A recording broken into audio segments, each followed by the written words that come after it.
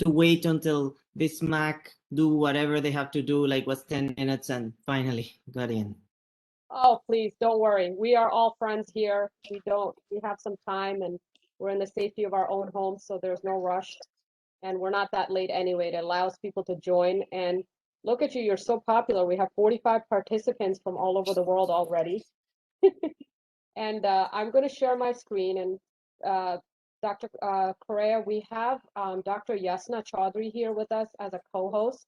She is actually a pathology resident and going into her fellowship shortly.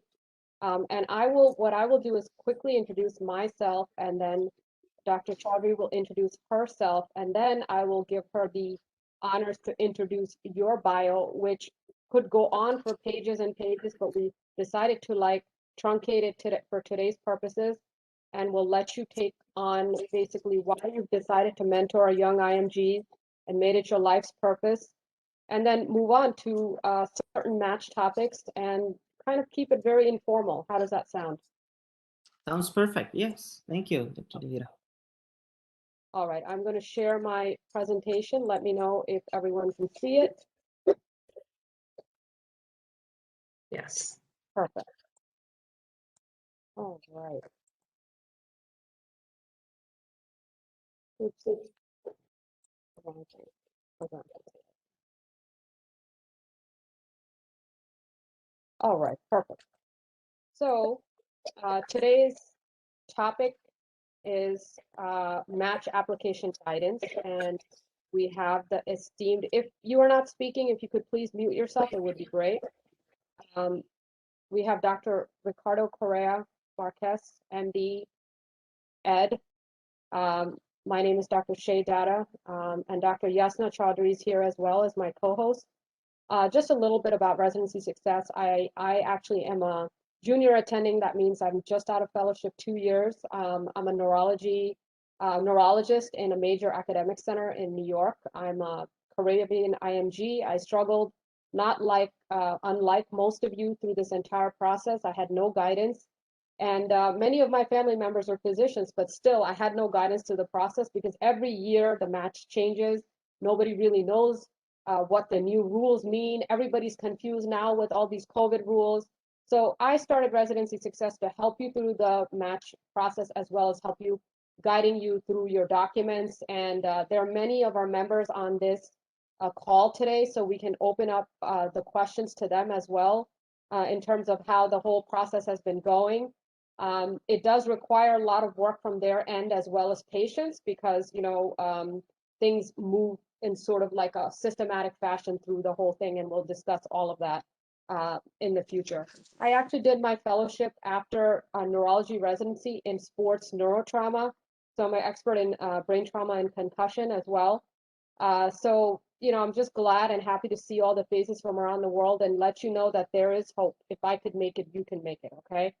Dr. Yasna Chaudhry, she is also an IMG. Would you share your story and what you're doing now, please? Definitely. Hi, everybody. Good morning to you all. What better thing to do on a Saturday morning, right, than be with you guys. So I am a senior pathology resident in Southern Florida. I'm in a relatively smaller program, but it's affiliated with a larger academic institute.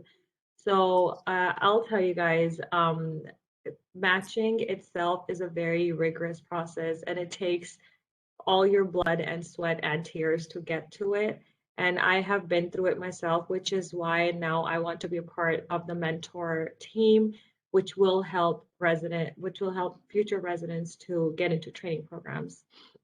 For me, it took a lot of struggle as well, and I completely understand where you all are coming from.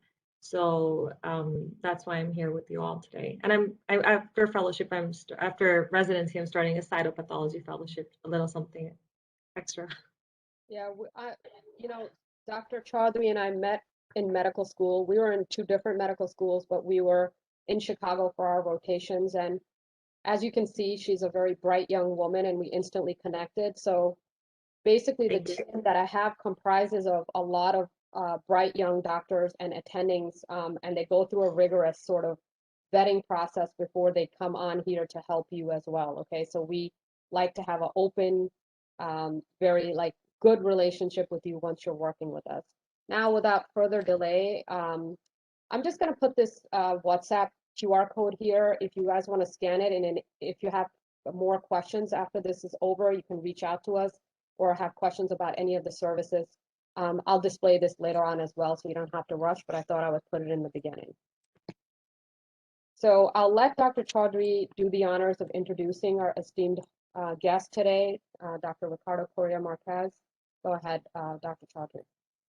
So as Dr. Dada mentioned, Dr. Correa has a lot of accomplishments. This is just a summary about him. Dr. Ricardo Correa is an endocrinologist, specialist in diabetes and metabolism fellowship program director and educational division director committee of the diversity and inclusion member at the University of Arizona College of Medicine, Phoenix. Serves as a delegate of the AMA-IMG's Governing Council for the 2018 to 2021 term. Dr. Correa has also been involved in multiple academic, scientific, and educational activities. He has published more than 40 papers in the peer-reviewed journal, has one NIH grant, and is part of multiple scientific journal editorial committees, and more. Also, he is a consultant for the Latin American Science Center, including Bolivia and Panama National Science Department. He is a national speaker for adrenal and pituitary topics as well as healthcare disparities and transgender. That's so impressive. Very, very impressive, Dr. Correa Marquez. We are just so happy that you're here joining us today. I'll turn it over to you to tell us a little bit about why did you choose the topic of endocrinology and your journey as an IMG, just to connect with all the young doctors here. Yeah, thank you so much, Dr. Chaudhry and Dr. Dada for the invitation. It's a real pleasure to be here. And first, let me start why endocrinology, and then I will tell you, as many of you, the same struggle that all of us suffer to come to do a post-training graduate medical education here. So really, I think that since I was probably 13 or 12 years old, I fell in love with hormones, and probably because of personal experience, I went to a pediatric endocrinologist because of delayed puberty, and then that triggers me to start talking with that person and finding out how hormones control really the entire body and then communicate between cells. And I decided that really I wanted to pursue medicine because I wanted to be an endocrinologist, and I wanted really to study at the end the pituitary functions and how that gland controlled the entire body. So I did that, went to medical school, finished medical school, and then after that, in my country, there is no endocrinology fellowships. So I needed to go outside to find a place where there were training in endocrine. So always close to the US, I say, okay, there's good programs. Programs where I was trying to focus were programs were very focusing on pituitary and what we call neuroendocrinology. So pituitary and adrenal disease, and then that's how I came to decide to come to the US. Of course, all of this is just a decision that you make. I did it probably when I started my medical school, but then you don't know what your decision is. Like, okay, I want to come to the US, yes, but what that means is unclear yet. So then I always say like, yes, I'm going to do my training in the US, but I was not paying really attention of that part. I say, okay, I continue my medical school, finish my medical school, and I knew that I have to do some exams. And the only thing that at that time, for the people that were guiding us, in the sense like the people that already have the experience, was the exam is the most important thing. So in my mind, during the time that I was studying for exam, I say, oh, if I get the best score, I'm in. That's it.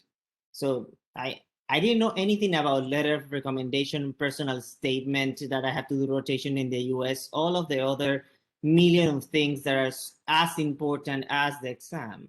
So I just finished my exam, did very good score, and I say, oh, this is the best thing. I will enter any residency. You have to do internal medicine first. So I will enter any residency in internal medicine. But then during that process, you start hearing things, and as Dr. Dara mentioned, there is no guidance. So you start then trying to talk to people that have done this in the past, and then they start telling you like, oh no, you have to come and have some rotation so you have US experience. And then your letters of recommendation are not from your country, all of them. At least one can be from your country, but the majority of them has to be from people in the US. And then, oh yes, and the personal statement, it's a specific format, so that what they are looking is not the normal personal statement that you are used to write, and all of these things. So I took 2 years from when I finished my internship there for my license until I apply. And in these 2 years, what I did was to improve my CV. So I took a position as a research fellow in the National Institute of Health of Panama, where I was working, at least getting some money to pay for the other things that were coming, because as the other thing is that nothing of this is cheap. Everything costs, from the rotation to the application to the match to everything costs. So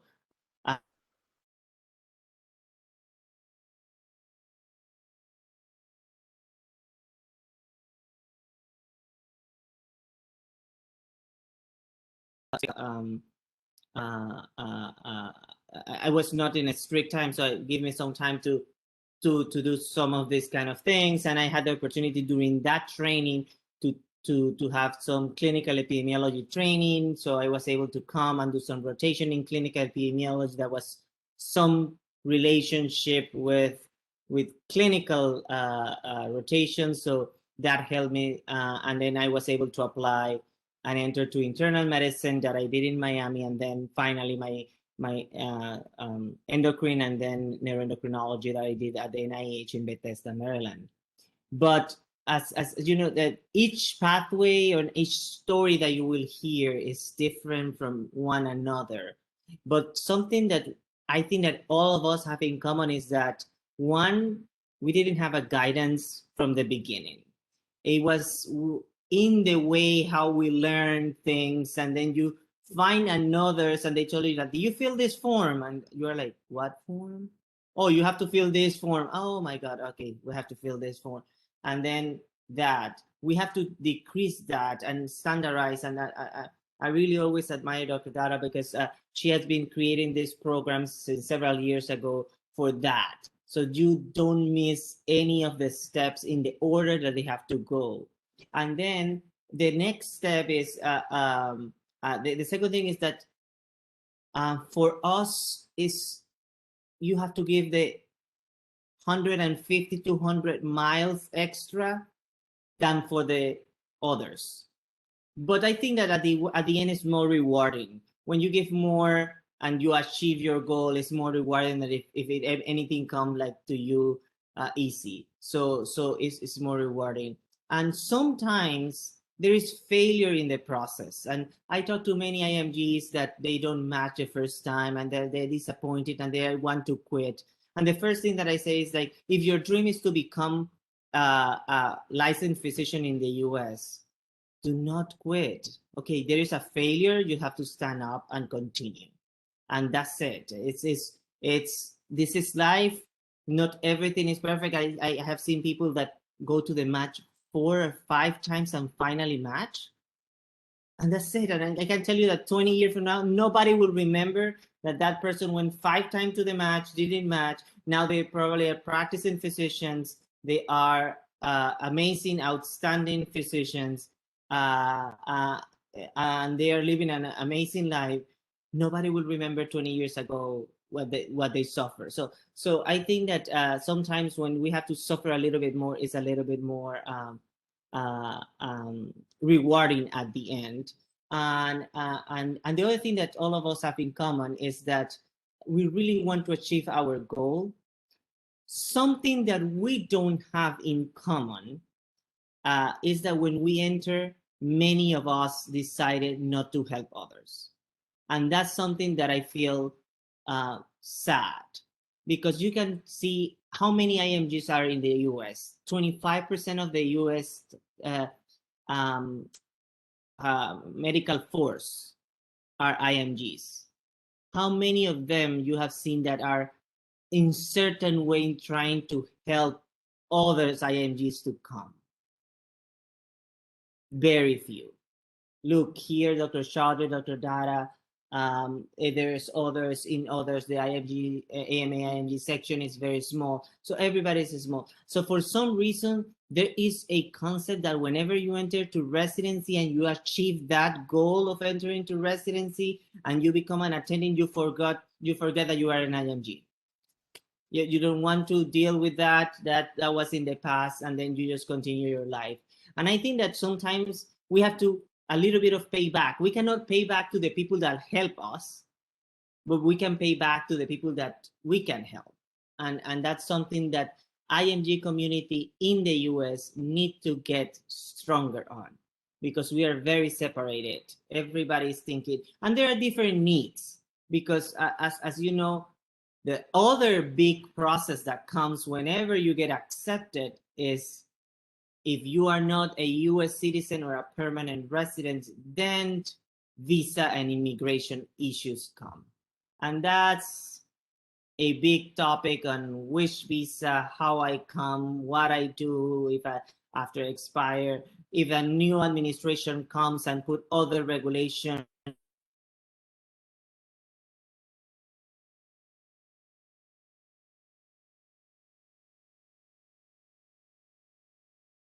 Community of IMGs, finally at the end we can achieve many things.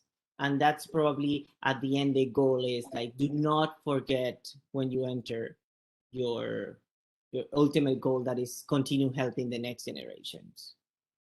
Thank you, Dr.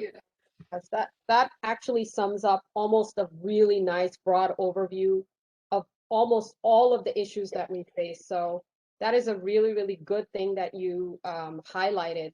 And I wanted to let you know we also have future programs on the whole, which I'm not so familiar with, because obviously I was a U.S. Caribbean grad, but about the whole visa issues and things of that nature. We'll have a attorney actually on the platform discussing the best ways to apply for visa from your country and things of that nature. So this is a broad overview of the residency application timeline. When's the best time to start applying, right? Obviously, we're right now in the end of July, almost August, and we know ARS opens up in September. So we're in a very critical time, right? And then application season is now, as well as the invitations come in for your interviews around the time of as soon as you apply, like in October to February, and then rank order lists go in, and the match is the momentous occasion a few days before my birthday. I remember I used to never want to celebrate my birthday as a medical student when I was going through the match, because I was way too stressed out and I just would not eat the day of the match, so I went through match twice, for fellowship and residency. So it's very stressful. With this timeline in mind, of course, fellowship application timelines are different, or depending on which fellowship that you apply for. So that actually is very different. But, by the time you're applying for fellowship, doesn't mean that you'll underestimate fellowship documents, because it's the same process, CV, personal statement. And this time you have to be even stronger candidate, right? You have to have good publications under your belt. Your step 3 score must be stellar if you want to be in a very top rated fellowship program. And I found generally that I thought, oh, my fellowship interviews are going to be relaxed. No, they were actually even more intense. Instead of having one interview, I had 20 interviews in one day, 20, all across the different campuses. I had people waiting in a car downstairs, like the program coordinator, to take me, give me water, and then take me to the next office, put me upstairs. It's like I didn't have a chance to catch my breath. And when I tell you I was exhausted at the end of the day, they would take me to dinner and I would just like my eyes would be glazed over with the program director because of how tired you are, you know, during the fellowship interviews. So keep in mind, it does not end. It doesn't mean that just because you're done and in residency, if you have plans for fellowship, you must work on your application as well from day one or year one of your residency, okay? So with that being said, these are a few talking points we're going to discuss today, Dr. Correa Marquez. So are research experiences valuable for residency and fellowship? Yes. So let's separate residency and fellowship, because I think, as you mentioned, Dr. Rara, as for fellowship, because fellowship is an extra more academic. If you see where the fellowship are located, usually because they're sub-specialized, usually they are located in academic centers. Different from residency that do not have to be located in big academic centers, can be community hospital, can be anything. So for residency, I think that I will rephrase the question is, what are the valuable things that you should have in your CV that will put you on a higher level compared to others? So remember, whenever they give you whenever they're reviewing your application, these programs directors are looking to certain things. So like it or not, the screening part is the scores. Even we have been fighting that scores doesn't mean anything. And we know people that are outstanding physicians that get low scores, and people that are bad physicians that get high scores. So scores are irrelevant. It's a moment in time that they measure a knowledge, and that's it. It doesn't translate to anything, but well, they're still the way that they are using. And USMLE were never created to be a selection process for residency. Programs directors start using USMLEs for that. So that's one of the reasons why USMLE step one now will go in January of 2022 to to pass and fail. Really, because it's a licensing exam, and we know that all the licensing exams are pass and fail. If you take a driver license exam in the US, you pass or fail, and then they give you your license for driving or not. That's it. So that's similar to what USMLEs are. But the programs director, when they receive in certain residency 5,000 applications, how can they review 5,000 applications? And that's the other problem. There should be a way, and I hope that there are certain specialties that are working on standardized ways where they can do some selection process without looking at the scores. But at this point, probably next year will change, but at this point, they will take your score into account.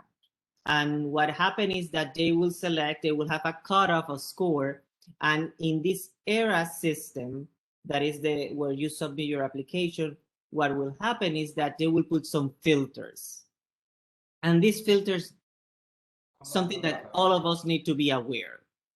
So filters are things that appear in ERAs, and I can put in ERAs, I only want to see the applications where the score on step one, I'm just giving an example, is more than 230. What happened is that when the score is less than 230, I'm not seeing those applicants. So the program director, when it goes to the ERA system, will only see applicants that have scored more than 230.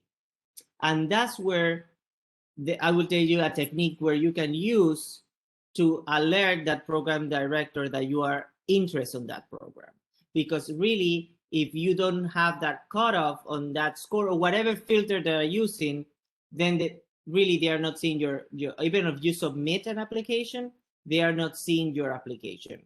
And that's why some programs will, when I apply, I remember to the residency, I apply, and 2 hours later, I got a rejection letter. And I said, like, how is possible that it took me 2-3 months to build this full application, and in 2 hours, somebody read the entire application and just reject me? It was not, it was because I was not in that filters. So I was excluded that filter, so they just reject me. So things, when you pass that filter, things that will make you unique compared with the rest, because you know everybody now passed the filter, and now from the 5,000 we have, I don't know, 1,000, and from that 1,000 we can only interview 300 because we will get 30 positions. So what are the things that are important? One, scholarly activities. And when we say scholarly activities, definitely if you have a New England Journal of Medicine publication, that will be amazing, but nobody's expecting that at the level of residency, you have a New England Journal of Medicine publication. Probably the people that have New England, this high impact publication are MD PhDs, that they did a PhD and they had a very good findings and blah, blah, blah. And then they have that publication from their PhD. But really, that's not expectation, I think, of any program director in any specialty. What the expectation is that you are academically sometime active. What that means, that you have some kind of case reports. It doesn't have to be publication, but that we're active presenting case report in local meeting, regional meeting, national meetings. Doesn't have to be in the US. It can be in your country. That you have besides presentation, if you give a lecture to, if you are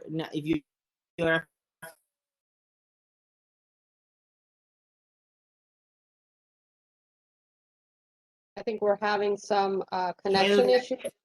Yeah, okay. no, You're it's back. fine. Sorry. Yeah. Is any health equity program or that you have done to help others? It's very important to put in your CV. For example, if you participate in health fairs, if you serve in underserved clinics in your country, all of that things, I can tell you that is as important as a research publication. But many of us, what we think is, if this is not a research in a peer-reviewed journal, it's not considered important, and all the other things are not considered important.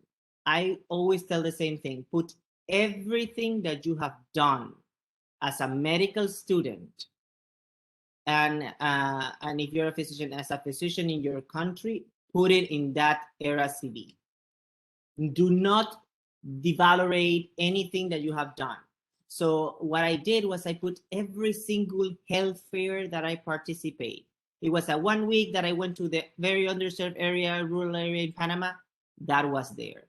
I published a lot of things in my local and regional journals, not in PubMed, but were local and regional journals.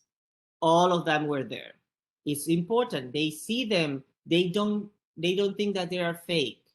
There's an important culture in the US that is a trust culture. Something that you put in your CV is because you did it. Nobody will doubt on it. Nobody will say, because I get my personal story is in Panama, there is not a trust culture. You have to prove everything that you have done with a copy of something. So the first time that I came to an interview, I came with every single thing that I put in my CV with a copy of it. Like if I got a certificate of the best student of something, the copy of the certificate. If I got a publication in a journal that is not in PubMed, a copy of the first page and of the article and blah blah blah. And I came to the program coordinator and say, like, yes, I just came with this to give it to you so you can confirm that everything that is in my CV is true. And she's like, what? No. we don't have space to too much paper. And she's like, or you take it away or we can throw it in the trash can. Really, at that time, I realized that in the US, there's a trust culture. So whatever you put in your CV, they trust you.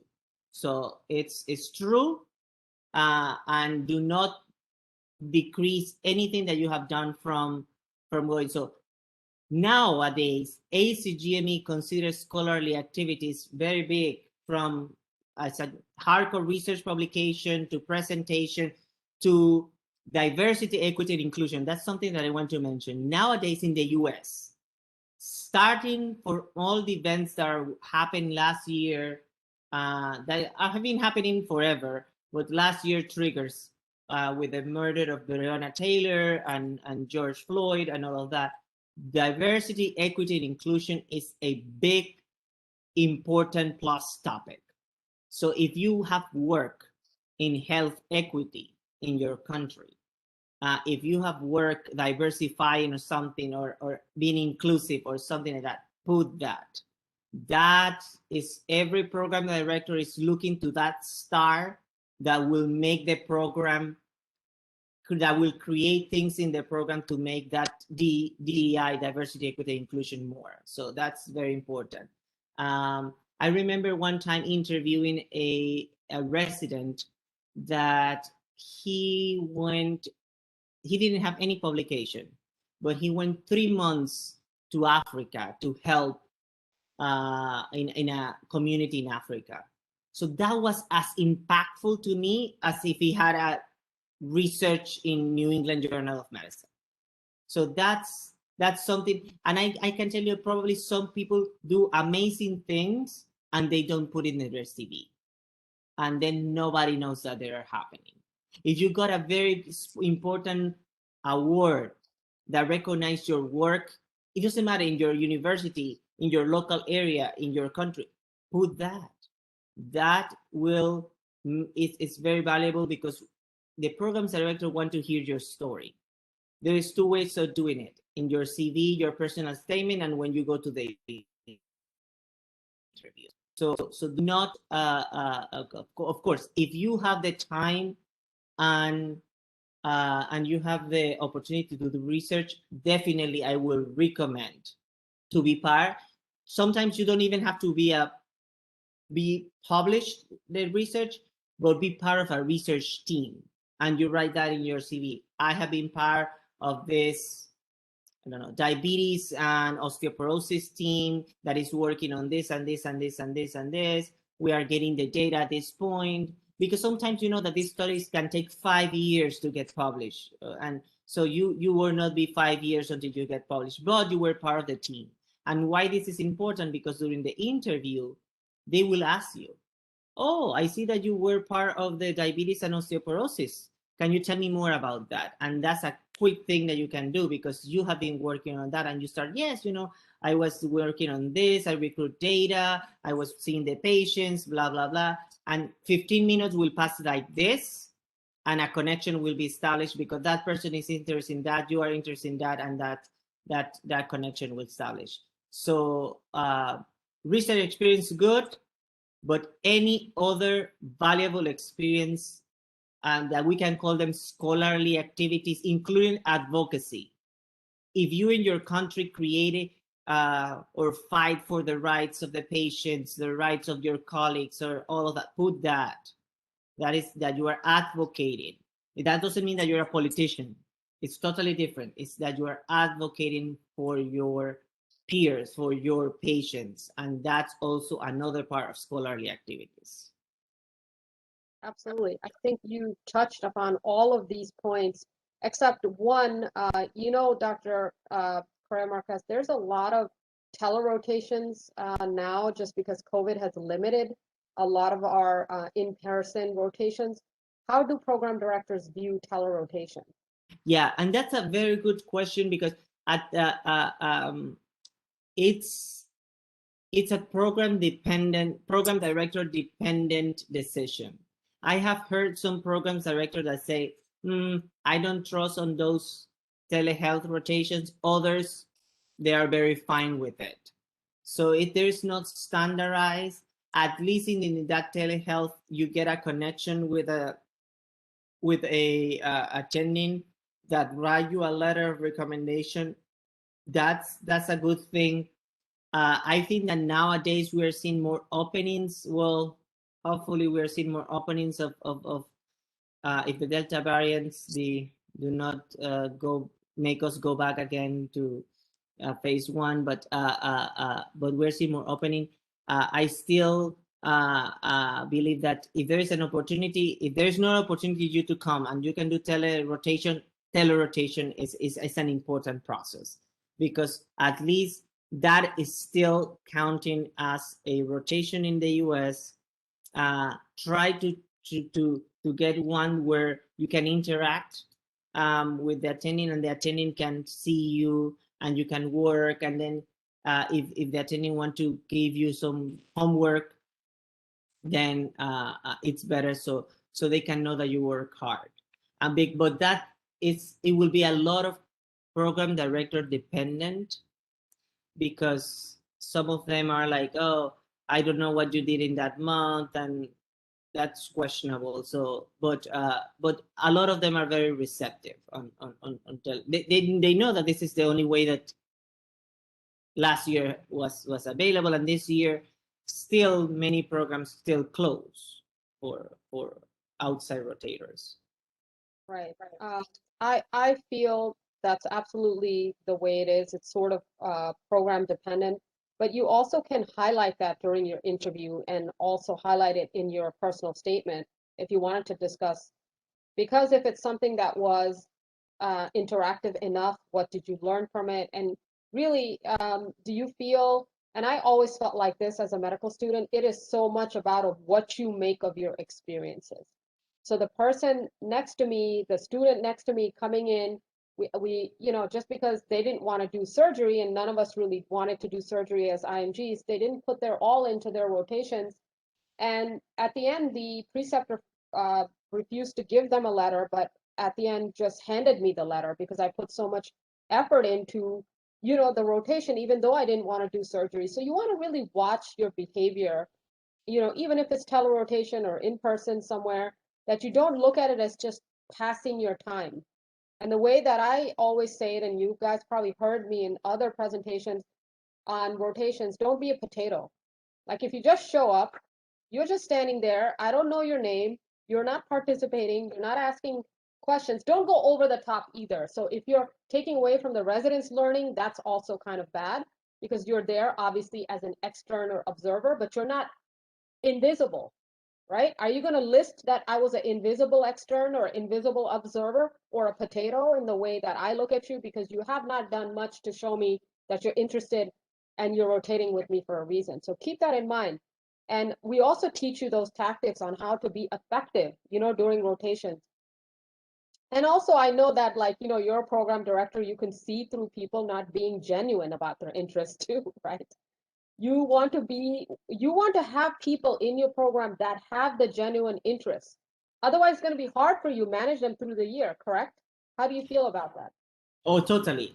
This is a very good question, because certain things, like, you can notice, and in a fellowship, you can notice, like, oh, I choose endocrine because probably cardiology and GI didn't accept me, and then this is my last resource.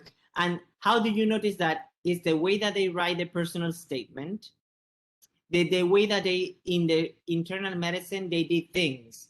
If you see that all the things that they did was in cardiology, all the rotations was in cardiology, and in the end they are applying to endocrine, you're like, why? The same thing will happen in residency. So it's the same. So in residency, it's like, never. I know that we want to, like, you want to get into the system. That's the big goal, get into the system. But sometimes mistakes that we make is, oh, in this same program, we submit an application, let's say, for family medicine and internal medicine. Wrong, because those programs director talk is the same GME office. So sometimes you can see, like, oh, this applicant and this applicant is the same applicant in two areas. So what the applicant want, family medicine or internal medicine. Then you get, so you have to be pretty sure, like if you can apply to 2 different areas, but if you want to apply to 2 different areas, do not apply to the same 2 different areas in the same program, because then they can know. And definitely change your personal statement, change your letters of recommendation, change everything depending on the area that you are applying. Because if you're applying to internal medicine and all of the letters of recommendation are coming from family medicine, red flag. Why there is not an internal medicine doctor on here? So that kind of things are very important. And I know that many people try to apply to multiple areas just to get a chance to get into the system, but there is things that you mentioned, things that you've done that are not probably formal things, but that can trigger somebody to think, this person is not really interested. They just want to get into the system, and they can know. It's easy to notice. So I always think your goal in life is what you want to be. If you want to be a surgeon, it will be harder than others. But if that is what you want, just focus on that and achieve it. That's it. That's the end. Achieve it. Probably the first time will you not achieve it, but the second time is your time. That's it. You probably the first time you will achieve it, but never give up that dream, because they always, I hear the same thing. Oh, orthopedic surgery, dermatology is very hard in the US. So it's better to apply to a bigger one that I have more chance. Let's do family medicine, internal medicine. No, if you want to be a dermatologist, apply to dermatology.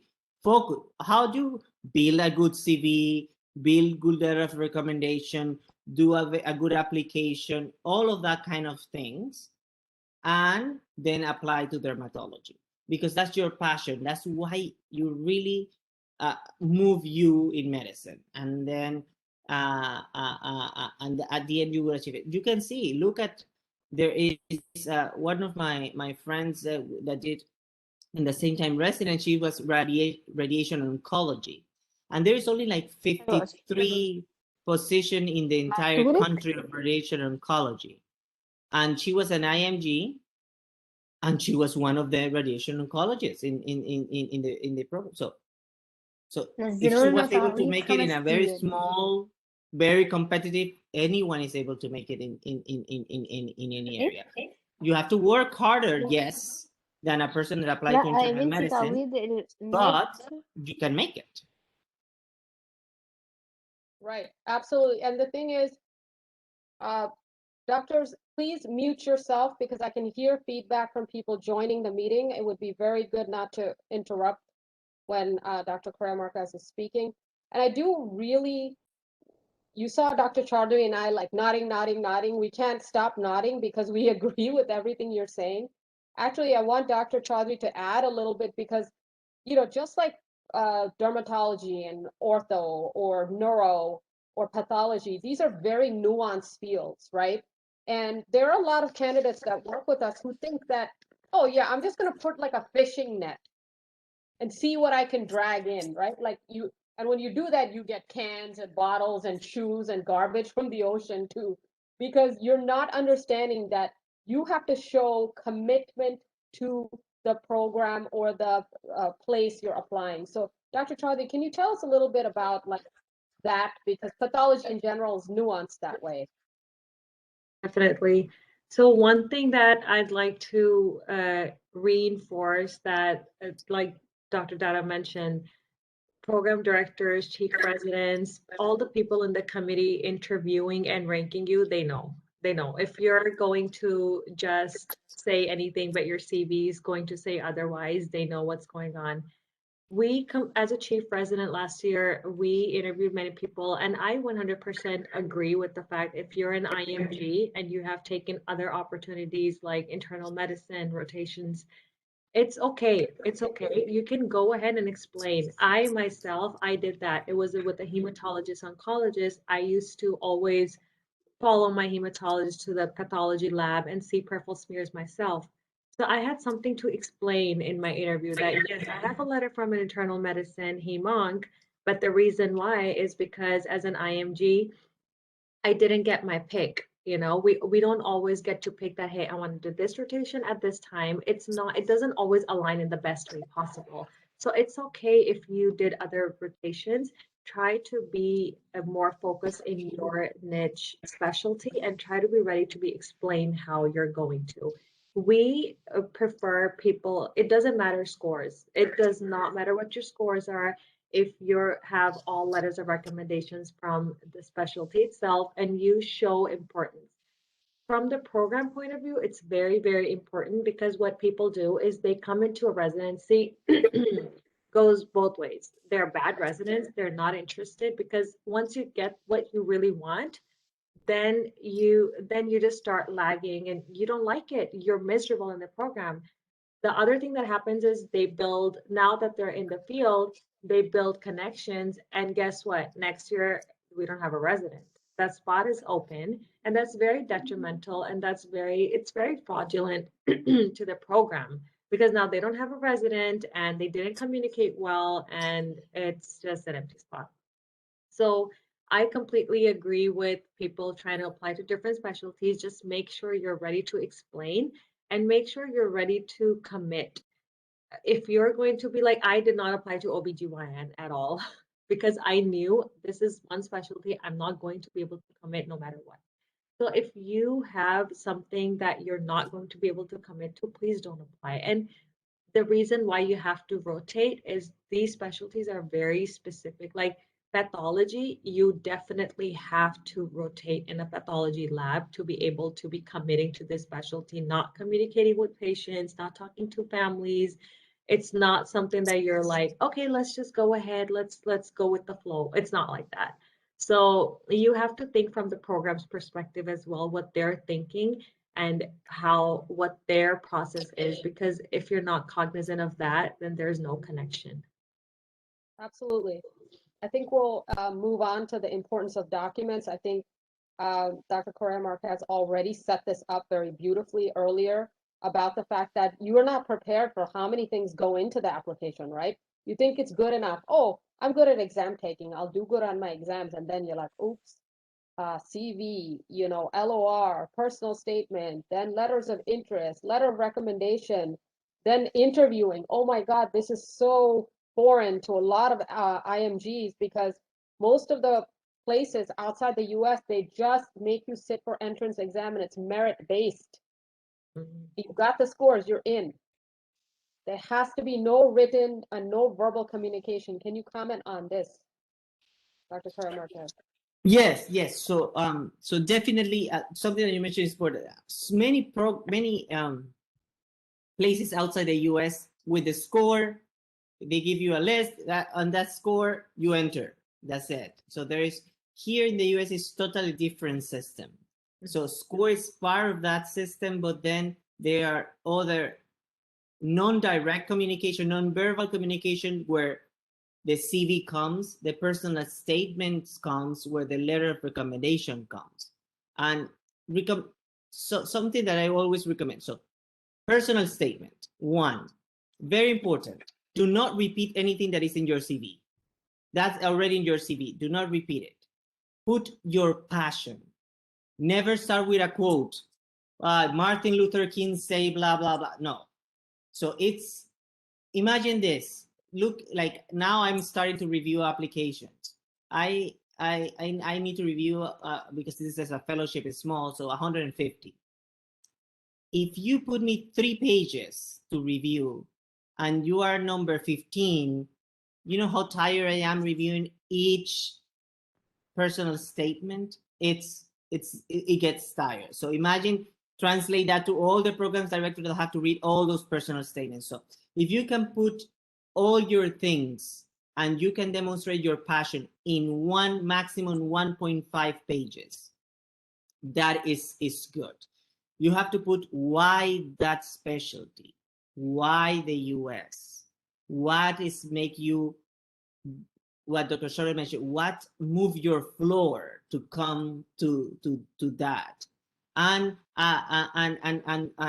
something that it's concluding that at the end you will give your extra mile. So something like that is very important in a personal statement. And always for the non-native English speaking, make that being reviewed by an English speaking, a native English speaking. Even if you speak very well English and all of that, always make it reviewed by a native English speaking, because they can correct things the way, and it can make it even shorter. Because I remember when I did mine, I was thinking in Spanish, trying to put that in English, so it was not so. Another person just clean it up. So if you are native English speaking, that's fine. The second thing is letters of recommendation. This is a tricky part, because when you ask a letter of recommendation, you don't know if that person is going to be writing, if that person write good letters of recommendation. It's not that they're going to write you a bad letter of recommendation, but if that person know how to write a letter.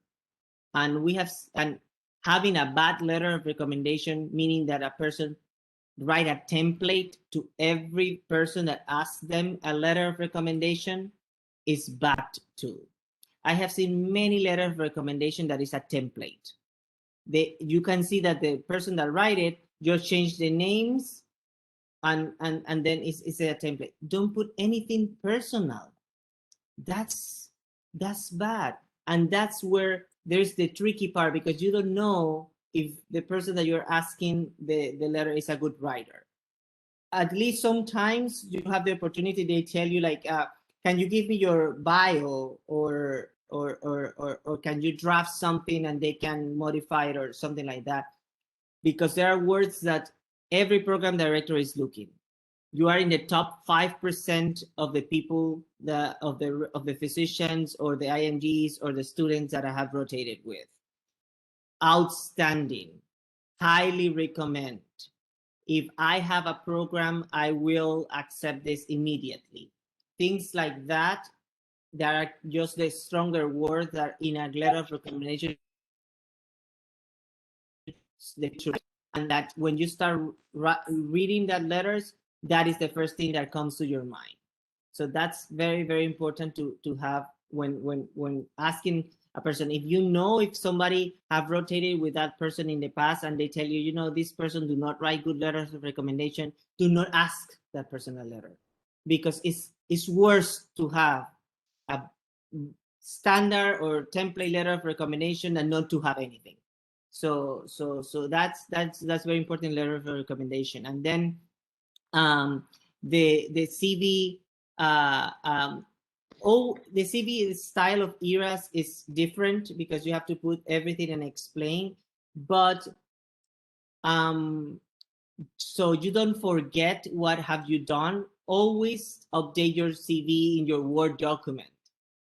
Always continue updating your CV in your Word document. So whenever you have to put that in ERAS, it's a different format, yes, but you know, and you don't miss any single thing that you have done.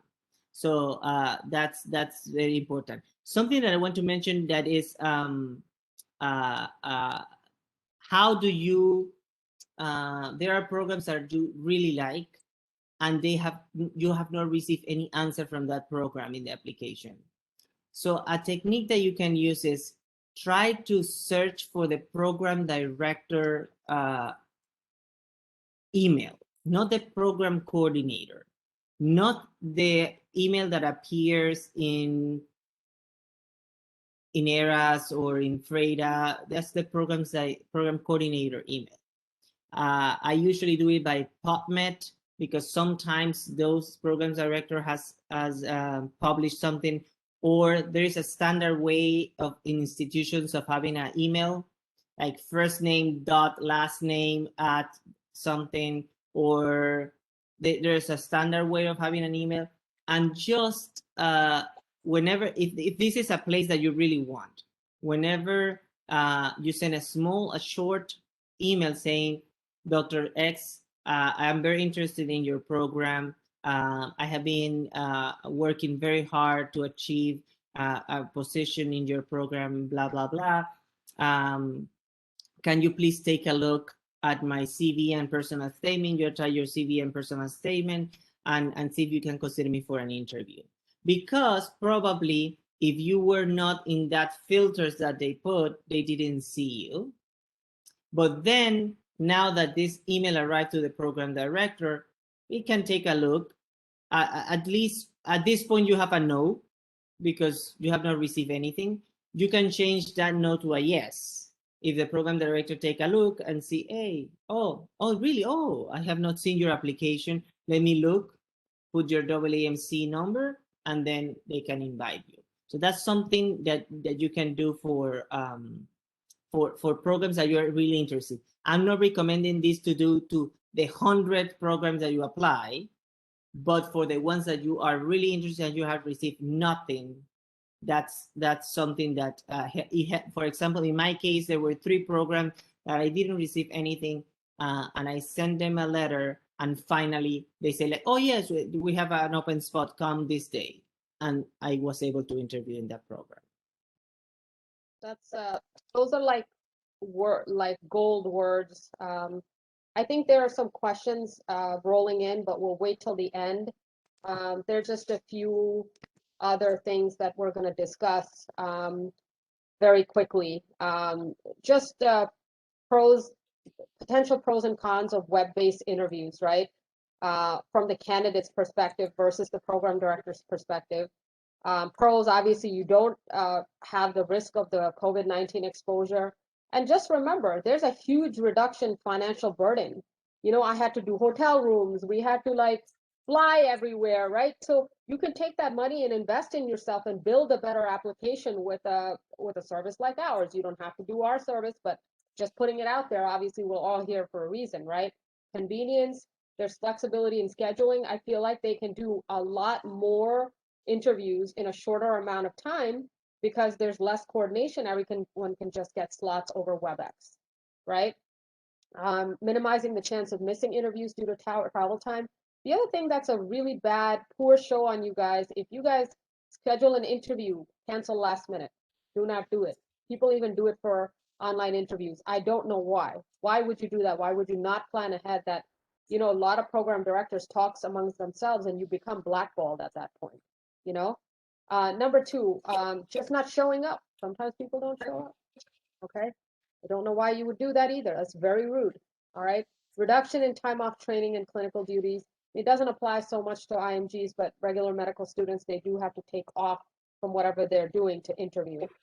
Cons, you know, it's a little bit impersonal, right? You cannot see the facilities, lack of in-person interactions with the fellow and faculties, risk of technical problems. We're having some on our own.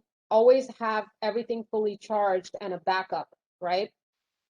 Have a laptop, have a phone with all the, and make sure you know what app the program's using. Everybody may be using something different every year, okay? There's a lack of in-person evaluation of the location, the cities, and the town. Will you fit in? Are you a beach person? You love to be in California and Florida sunshine. Are you going to be doing well in Syracuse? You know what I mean? So you got to think about all these things. It's a long, long time. And mentally, you have to be very strong going through this process, right? Any perspective from the PD perspective about any stories you want to share about blunders during these virtual interviews? Yeah, no, it's I think that these pros and cons are what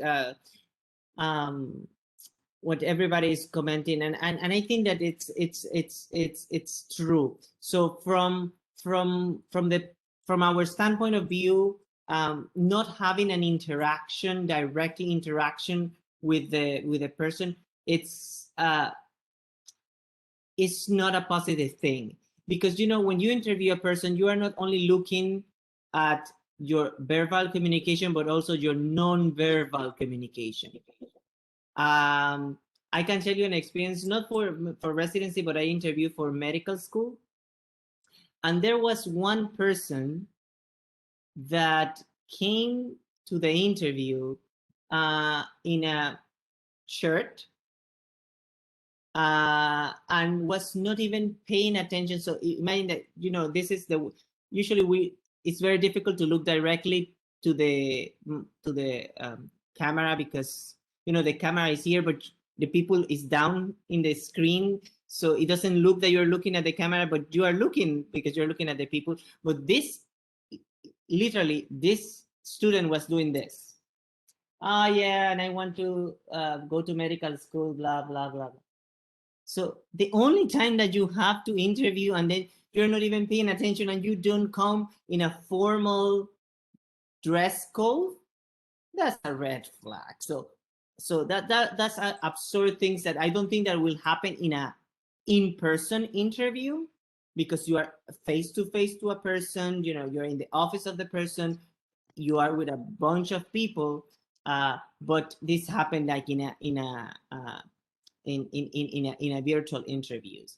The positive things, you know, it's you don't have to travel, you don't have to spend money on that. But also, I think that from the fellow standpoint of view, or from the resident standpoint of view, sometimes you don't get the interaction. There is two interactions. There is interaction that you feel with the physician, but there's also an interaction that when you go in rounds, so they give you a tour in the hospital of how the environment in the hospital is. I went to an interview as a resident, and there was another resident, and then we went to lunch together. You know, you go to lunch with all the residents, and I was an applicant, and he told me, please do not come to this program. This is a malignant program. What? This was a red flag. I scratched that program from my list. But imagine now everything is in Zoom.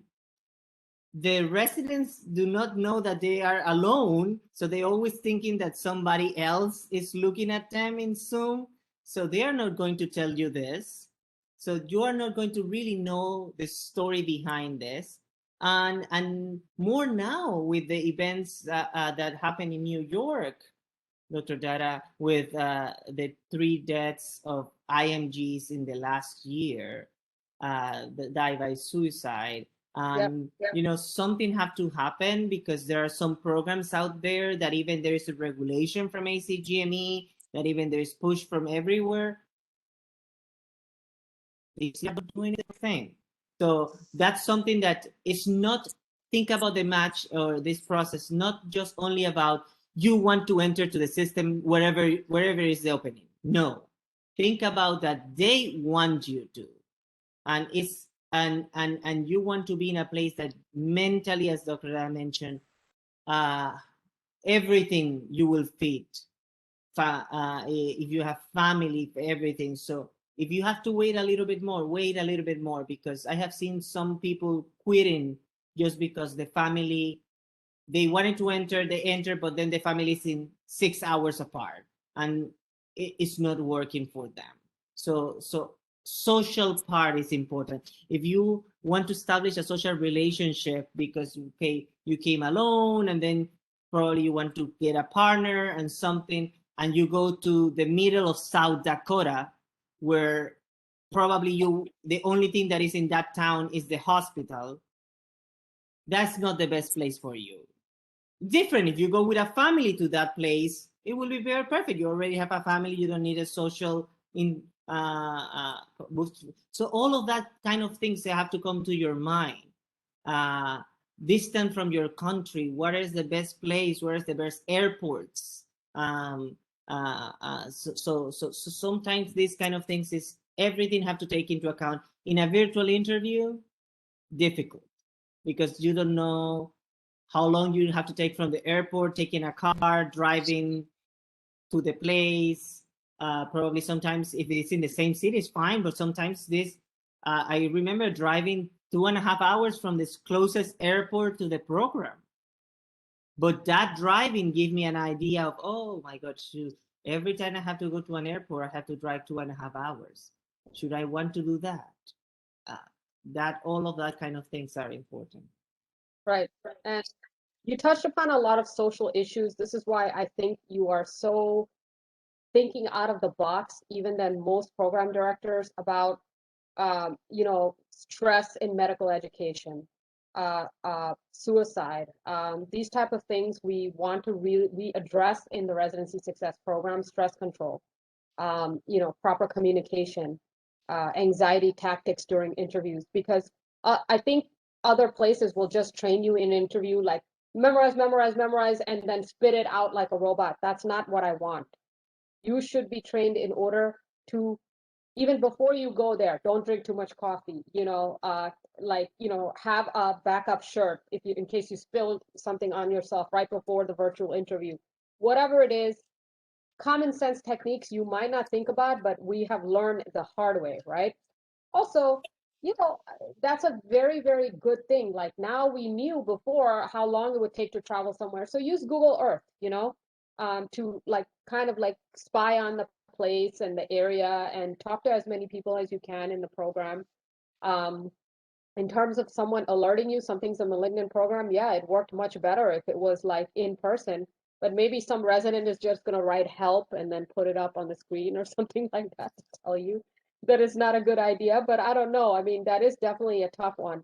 But there are like places, people that will discuss programs, in forums and things. But I caution you because you can't always trust everybody. Okay.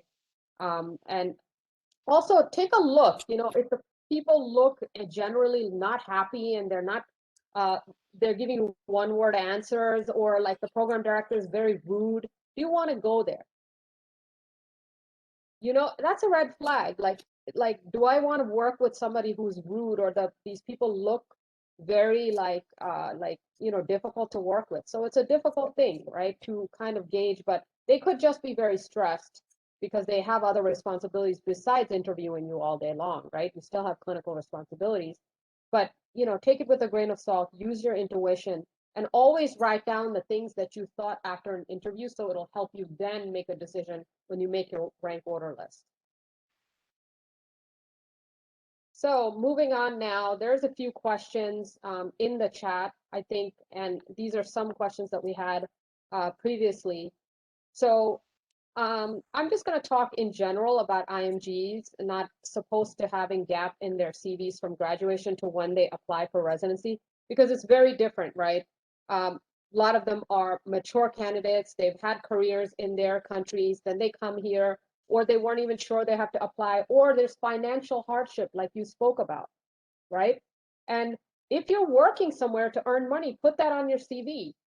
Don't leave that out, because that's something you need to discuss and let them know. Look, I'm a mature candidate. I'm 3 years out, but I had to work to earn money. And I think someone like interviewing you, like Dr. Correa or myself, I'd be like, you know what, I respect that. That shows maturity. It shows that you have the grit. You have to have emotional grit to get to this process. If you are someone who wants someone to hold your hand and do everything for you, it's not going to work. This line in general is not for you, because in residency nobody's going to hold your hand. Okay. So any significant gap, you can improve your application by taking certain certification courses in your field. What I mean by that, if you're going for ER or IM or FM, you can do POCUS, like ultrasound courses. If you're going for pathology, sign up for like how to make frozen sections or whatever. I think Dr. Chaudhary can tell you better. I'm like totally, not whatever. If you're going for neurology, like I am, do some kind of neurocritical care courses in COVID-19. That is so relevant now. Everyone's getting intubated in the ICU, and neurologists as well as critical care and pulmonology doctors are all working in a team to save their life, right? But I'll tell you, Dr. Correa Marquez, I was secretly a person who wanted to go to endocrine. So maybe you will have me as an applicant sometime in the future. Who knows, again, if I want to do second fellowship. But the thing is that, it's one of those things where there's no one thing, and you guys all throw your scores at me, and this is how many years of graduation, what's my chance? It is impossible. I don't have a crystal ball, and I don't have tarot cards to read your future. We have to come up with a plan together in order to market you the best way possible to get you where you want to go. Medical CV we create for you, which is a separate document that you can copy and paste into ERAS. If you download your ERAS application and send it to me when you're sending me a letter of email, delete. That is very unprofessional. I don't like that. Why don't you have a medical CV? Dr. Correa Marquez and I just discussed how important it is to keep that updated. And we give you the proper format and outline. So that will be the basement for your entire career. You'll just keep updating with all of your publications and volunteer experiences and whatever else that you do. Okay.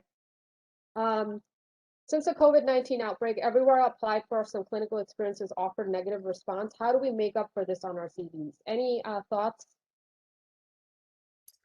Yes, so I think that because the clinical experience is limited in the COVID-19, there's still a lot of places that work with the telehealth. So that's the only thing that can be cover that clinical part. The other thing is just build relationships in a network for building, for example, research. You don't have to be in the US to do research. Sometimes you find a research team that they are doing work, and now every research team is doing Zoom work because they don't even go to the lab or go to the research team to meet together because for the COVID restrictions. So you can be a participant on those meetings, and then you can do the data analysis. So of course, randomized control trials, that will be difficult, but database analysis, systematic reviews, meta-analysis, that kind of type of research, that can be done from the outside. Or sometimes they can offer you like, oh, I'm doing this work. Can you do a review of the literature? And then you are part of the team and you do the review of the literature, and that can make your CV stronger. And you can discuss, yes, I was part of the team in X hospital. We were working on the X topic, and I was doing this, and this, and you can put it as a research experience that will build your CV. And why you didn't have so much clinical experience, as you are aware, COVID-19 canceled the majority of the rotations. The only opportunity that I found was working in this research team. We were working remotely, but I have the opportunity to do this. Or the only opportunity was doing a clinical rotation by telemedicine. So everything is just trying to justify that you tried to do it, but it was not possible because of the circumstance during the moment. Right, absolutely. And I think it's like your total effort. It's your whole CV. It's the story you tell through your personal statement, even if your scores are low. Is there any chance to match into IM with a good CV like publications? We just discussed this. It's absolutely true. You can do it, but you need to have justification for these, okay? We are going a little bit over time, so I'm not going to spend time going too much into detail into the few slides. These are like a web-based interview checklist. Obviously, some of it's common sense, some of it's not. Distractions. Make sure that everybody knows you're in an interview, like, that the baby, the dog, the, whatever, people don't barge in and start dancing in the background, right? And have an alternative method for conducting the interviews if you're on your laptop and it dies, etc. So what I'll do now, I'll have Dr. Chaudhary start taking some questions and posing it to Dr. Marquez, but while she pulls those up in the chat, I will discuss a little bit about residency success. We do mentorship through the whole process, document editing, interview preparation, USMLE tutoring, as well as OET tutoring, and application strategy. What that means is we sit down and make a whole 6-month plan for you in the future in terms, if you want to go to match next year versus this year, what you have to do in the coming months in order to achieve that. Is it going to be 100%? You're going to hit all the marks? Not always. But if research has shown, and Dr. Correa Marquez and Dr. Chaudhary will tell you, that if you have a plan written down, you are more likely to achieve that plan than if it's just up here and it's just a thought and, oh, I wish I could do this. Okay? Research has shown that that very much is true. All right, go ahead, Dr. Chaudhary. Is there any questions from the beginning? Sure. So there's a first one before you even came out, and the question goes like, uh,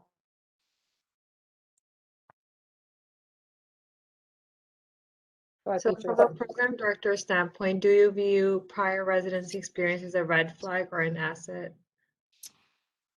Yes, so that's a good question, and I think that also is program dependent. I think that many programs look as having a prior residency as a positive thing because you are coming a prepared person. So, for example, in community programs that July 1st, everybody start. You need people that already know everything so they can move, so you don't have to prepare sometimes. So those prepare already physicians that are mature, that comes with everything. The academic centers, the big academic centers, they like more the non-prepare because they are more in the style of the US medical graduates coming to the residency. So that's a different style. So they're working on US medical graduates that they don't have any preparation coming to residency, and this is the way that they work.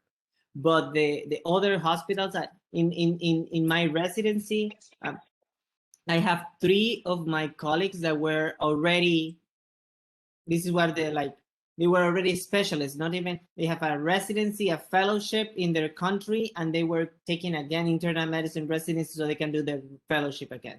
So it will, in some programs, like in my program where I did in Miami, it was a pro because you don't have to train them.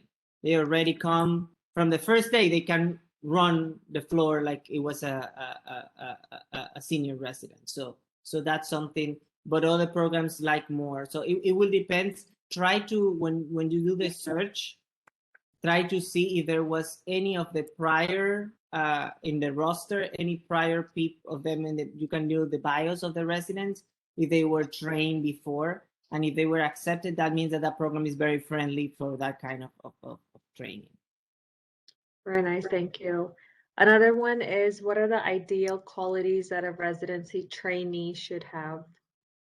Yeah, I think that the most important quality that a residency should have is creativity. And when I say creativity, it means that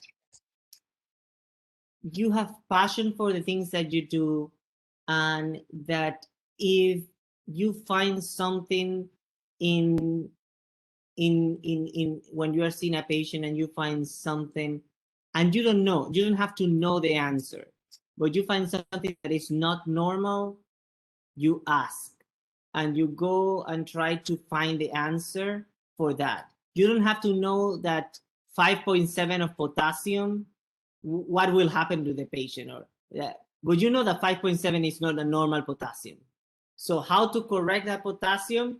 Probably there will be a time that you will not know, but the good thing is that you have the creativity of going and looking for, hey, what do I need to know for 5.7 of potassium? You will find answers, and then you come and do that answers. The worst is the lazy ones that they look at this lab, say 5.7 of potassium. Oh, okay, 5.7 of potassium, and continue doing other things.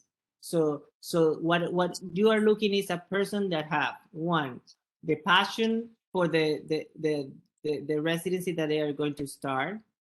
Second, the resilience to support the next upcoming years, because they are not going to be easy. And also you don't want that in the middle of the year somebody quit and leave, as Dr. Data mentioned. So that's very important. And you want a person that can have a good communication with their patients and their peers. So you don't want a problematic. So I start adding into my template that I give to all the faculties a score and personality. So they can address personality and then they can score personality, because you can know that whenever you have a resident or a fellow that have personality issues, the life as a program director is miserable, because you have to dedicate so much time. The life, all of the residents are complaining, all of the people are complaining, and then your life is miserable. So you don't want a personality issue problem in your program. So that's something that that you don't like. So have a good personality, good energy, and resilience. I think that that's probably the 3 main keys that I would say. That's so important because, program director as well as the rest of the residents are miserable, right? If the person is inflexible or doesn't have this, and you guys always throw these words around teamwork, but then when it comes to actually doing the teamwork, there's no teamwork. Leave early, dump the work on somebody else, right? Those are all the things that are red flags. And sure, I think we will take your word for it if there's things on the CV, but if something seems inflated, usually I'll just pick up the phone and call the medical, like the school, or I'll call the person writing the letter of recommendation. I'll be like, I noticed a little discrepancy on the CV. Could you tell me a little bit about this candidate? It's very easy. They'll pick up the call right away. We usually have cell phone numbers of the program directors also. We are on texting basis with each other. So it's we just want to make sure that you are happy and we are happy. And that's just as simple as that. And obviously the scores matter for one reason only, is because we want you to be able to do well on the in-service exams. And we also want you to be able to pass your boards on the first try, because it affects the program director's ranking and the program ranking if you fail your boards multiple times, and their pass rate goes down as well. Right? So there's always a reason behind everything. I know people always complaining and crying like it's so hard, like the US system, they think they're so great. It's so much harder than everywhere else. But there are safeguards in place. I do think US medicine is broken in terms of when it comes to insurance and all that other stuff. But we try to do as much as possible to be at the top of our training, so that we can give the best kind of like service to our patients. Any other questions there, Dr. Yasna? There are a few questions. I just wanted to cut off here. I have a prior commitment that I have to make. I'm so sorry. If anybody else can take the questions from here. So I can definitely do that. Thank you so much, Dr. Correa. It was awesome meeting with you. And thank you all. Appreciate this opportunity to meet with you all. Bye. Yeah. Best of luck. For spending your time. So I'm going to stop sharing my screen now and just go ahead to some of the questions, because we don't want to go too much more over. We'll spend another 5 minutes, and the rest of the questions we don't get to, you can feel free to email me, and we can go ahead and answer at that time. There's a question here. Do you think working for an international NGO like Doctors Without Borders for COVID intervention will be significant in CV for an IMG needing visa? I think there's two separate answers here. IMG needing visa is separate, and then NGO work or any type of work that you're doing for COVID efforts in the last 2 years, I think is excellent. That's what Dr. Correa Marquez was saying, that anything you do for healthcare in general, health disparities, anything to equalize, the needs of the community is very, very important. Okay. Let me just go back up. Do we have to be in the US even if interviews are going to be based? The answer is no. Do not, but make sure a lot of times international, there's time difference. You have to work extra hard to make sure you don't miss deadlines and things of that nature. Also, another tip is, guys, I don't want to dial 100 numbers plus the country code and an area code to call you if I have to call you, or coordinators if they have to call you. Acquire a US number if you can. There's a lot of web-based applications that give you that option on your CV, okay? Regarding fellowship, what are the PDs looking for in a candidate? Is USMLE Step 3 score a plus or other factors weighting? I'll give this to Dr. Correa Marquez. Yes, so in fellowship, USMLE Step 3 have to be, because to take you have to be board certified or board eligible, and to be board eligible, you have to take Step 3. So that's what you also, the scores in Step 3 is not as important, but what we don't want to see is that you have a trend like this, like step 1, step 2, step 3. Yeah, you want to have a trend. It doesn't matter what is your scores, but you want to have a trend like this or like this, but you don't want this. So and then what is important is that during your residency, the most important thing for fellowship is your residency program director letter. That's the in US medical graduates, the most important thing is the dean letter. For IMGs, the dean letter, it's not as important because everybody's standardized different. but for the U.S. medical graduate for fellowship, the residency letter. If your residency program director write a very strong letter, that is a very good sign. I have seen residency program directors that write like, yes, it did very well here, but then not so well here. And now they are writing standardized letters in the 6 competencies that you are evaluated in residency. Patient care, medical knowledge, system-based practice, practice-based learning, professionalism, and interpersonal communication. And they will write you in every area, how do you perform? So then try to do the best during residency so that letter is strong. And then the other thing is work with people in the area that you want to do fellowship. So if you want to do fellowship in cardiology, then focus on cardiology, work with cardiologists, get letters of cardiologists, start doing some projects with them. So that creates a more participate in National American College of Cardiology meeting, American Heart Association, things like that. So then you are involved in all of that. That will get you a plus for fellowship application. Absolutely.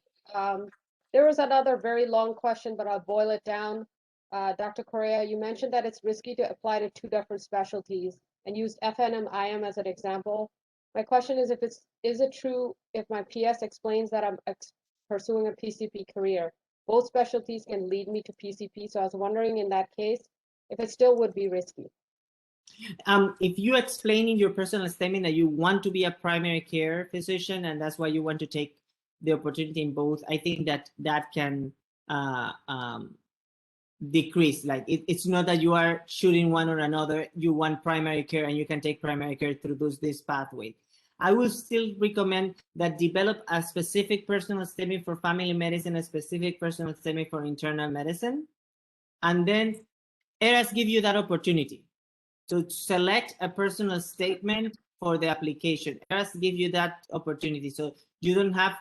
So you select when it's a family medicine program, select family medicine personal, and you put a title, family medicine personal statement.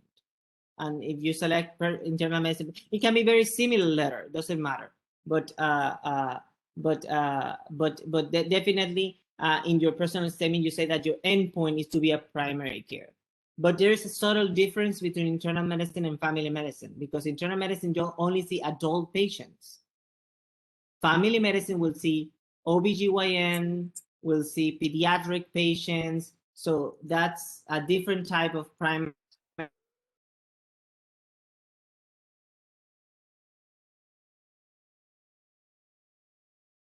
We're having some connection issues. Hold on 1 second. Oh, I think we just had some connection issues, Dr. Marquez. Oh, so sorry. So you it's just better to differentiate, because one is only seeing adult patients and the other is in adults, pregnancy, and kids. So right. It depends on which pathway. So it's better just to differentiate both. Right, exactly. Yeah, I mean, I agree with everything.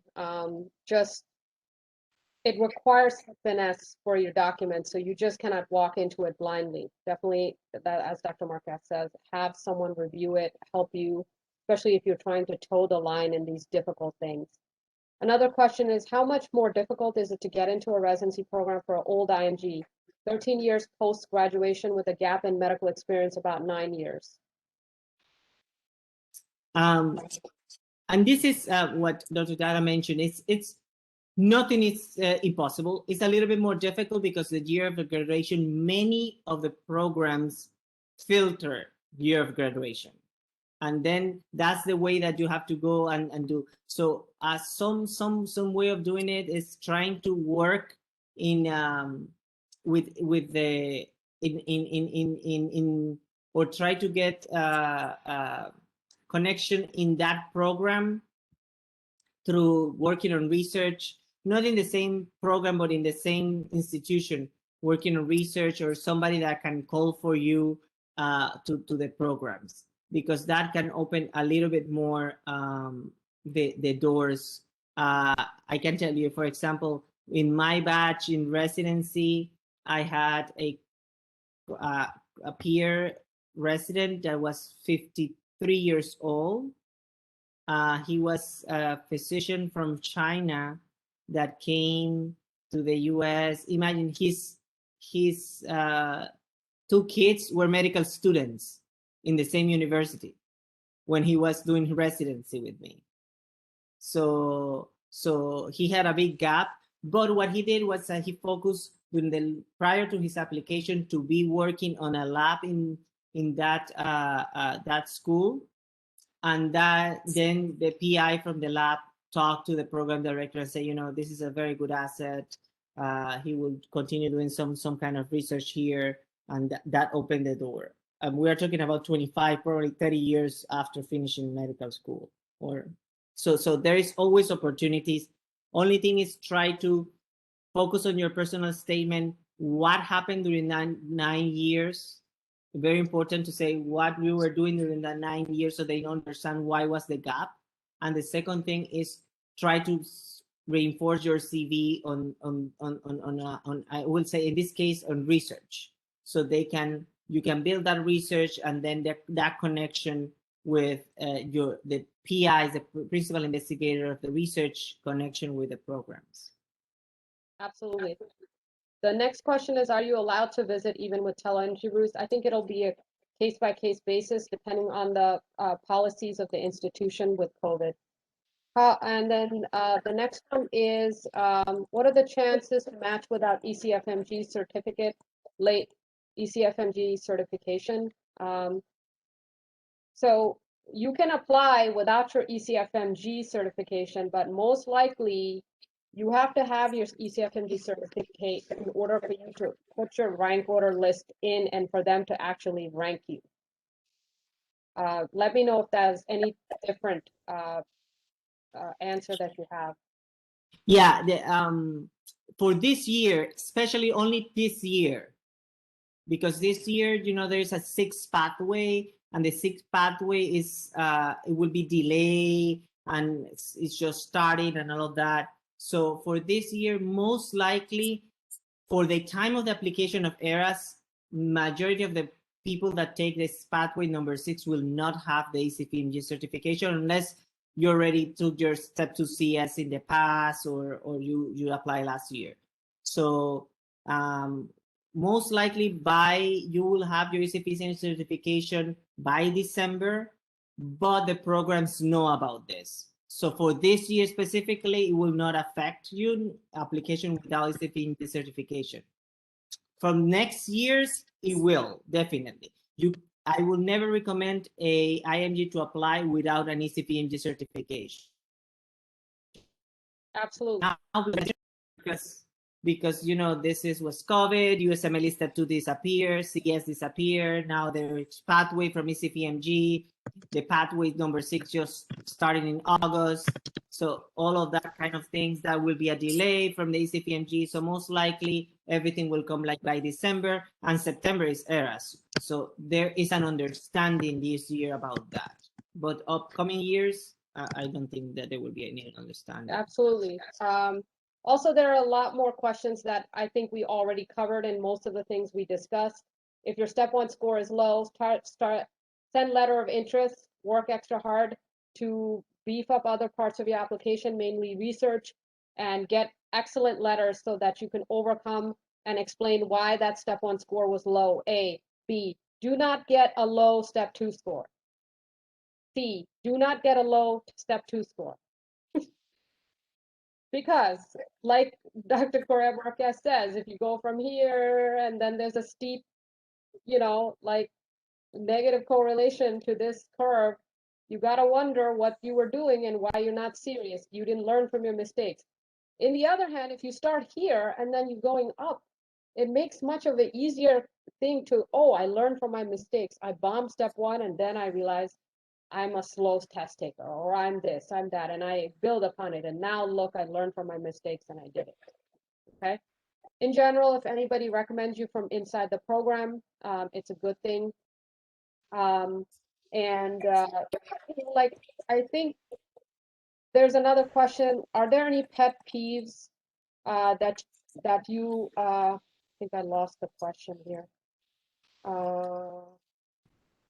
Visa questions I'm not answering, sorry, we're gonna have a separate visa thing, program, but feel free to post a question in our group as well as via email. I think the question generally was, what is your pet peeves during the interview season? Yes. So very easy. The interview season. Be prepared. Read before. Read the program before interview. Do not go to an interview without reading about the program, because they always will ask you, "Oh, do you have any question for me?"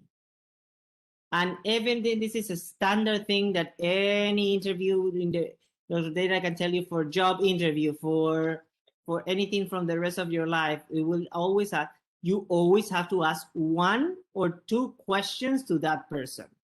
And the question have never been like, should not be, sorry, something like, oh, do you offer a meal card for the residents so they can eat for free during lunch? That's not a question. The question is something like, oh, you know, I was looking in your program and I see that you have a procedure team in the second year. Can you explain me what is the procedure team looks like and what they do during that month? So that triggers the person that is interviewing you. Oh, this person took the time to look at my program. They want to know more about my program. That's very important. And that is, this person is interested in my program. So always look at the program, and then always write two questions at least that you want to ask. But questions, any question that you want to ask about money, about all of this, just ask to the residents. The other important thing in an interview is, from the beginning of the interview to the end of the interview, everybody's monitoring you. People think that, oh, the residents are not, the residents are not part of the committee. You only will get 2 or 3 interviews in residency. They are the ones that are part of the committee. But at the end of the day, some programs director meet with the residents and they say, hey, how do you feel about the applicants today? And if one of the residents say, you know, I didn't like Dr. Dara, she seems to me that she was very disoriented and she was not paying attention, boom. That resident was not part of the committee. He's like, that is not going to, but the program director immediately take that feedback and will put it in the committee. Oh, one resident raised this. The program coordinator, be very nice to the program coordinator, please. Whenever the program coordinator asks something, respond that in very nice, because even the program coordinator is not part also of the committee. If the program coordinator says something like, you know, this applicant never responds to my emails, never blah, blah, blah, blah, blah, bad sign too. So in this process, you have to be nice to everybody from the beginning to the end of the interview. Absolutely. I couldn't agree more. And I think just to summarize and just close this, if you need help, contact us. If you have any doubts, contact us. We're here to help. And I think you basically, guys, you just got a gold mine and wealth of information from Dr. Correa Marquez. I couldn't be more thankful that he spent his Saturday morning with us. It's just like, honestly, I didn't have any of this. I am jealous of all you guys because of all the guidance you're getting from him. I wish I could go back 5 years or 6 years even when I was applying to do this. And it's really just heartbreaking that how bright you guys all are, but you don't take the proper guidance or you don't have the proper guidance. So you get misled, you know, a lot of times in this journey. So go all in, okay? Don't leave anything to chance. Invest in yourself. This is a long journey and this is really very difficult without the proper guidance. And for basically what I will tell you is that, you know, I only take people that have been in this and know the process. They're IMGs. We have some American attendings also working with us, but they're well trained to understand the pain that you have gone through, just like everybody else on this call, as well as Dr. Correa Marquez. So we are happy I know we probably didn't get to one or two questions. Feel free to email us, residencysuccess2000@gmail.com. Just scan this WhatsApp QR code to reach us directly. And you'll have a 5% discount for sitting through this and giving us your time. We have recorded everybody has come for this program just to make sure that we capture the right audience, okay? Thank you so much again, and enjoy the rest of your weekend, and we hope to see all your lovely faces throughout the interview season. Thank Thank you you so so much, much. Dr. Dada, Dr. Correa. It was amazing. Thank you, Muchas everyone. gracias, Ricardo. Thank you so much. Thank you. Take care. Thank you so Much. much. Thank you so much. Bye-bye. Enjoy. You too.